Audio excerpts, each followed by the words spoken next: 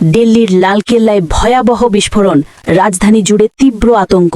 10ই November সন্ধ্যায় ব্যস্ত সময় লালকেল্লা মেট্রো স্টেশনের কাছে একটি সাদা হোন্ডাই i20 গাড়িতে প্রচণ্ড বিস্ফোরণ ঘটে। শেষ খবর অনুযায়ী অন্তত 13 জনের মৃত্যু হয়েছে এবং 20 থেকে 30 জন গুরুতর আহত। কিন্তু আসল চাঞ্চল্যকর তথ্য অন্য। এই বিস্ফোরণের কয়েক ঘন্টা আগেই পুলিশ ফরিদাবাদে এক বিশাল জঙ্গি মডিউল ফাঁস করে।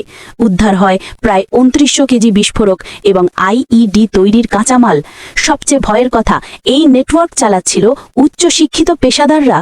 জম্মু ও কাশ্মীর পুলিশ এই হোয়াইট কলার জঙ্গি চক্রে জড়িত থাকার অভিযোগে একাধিক চিকিৎসক এবং অধ্যাপককে গ্রেফতার করেছে। তদন্তকারীদের সন্দেহ, লালকেল্লার ওই গাড়িতে আত্মঘাতী হামলাকারীও একজন ডাক্তার, নাম ডক্টর উমর মোহাম্মদ। ফরিদাবাদে তার সঙ্গীরা ধরা পড়ায় সে আতঙ্কিত হয়েই এই আত্মঘাতী হামলা চালায়। ইউএপিএ ধারায় মামলা দায়ের করে এনআইএ এবং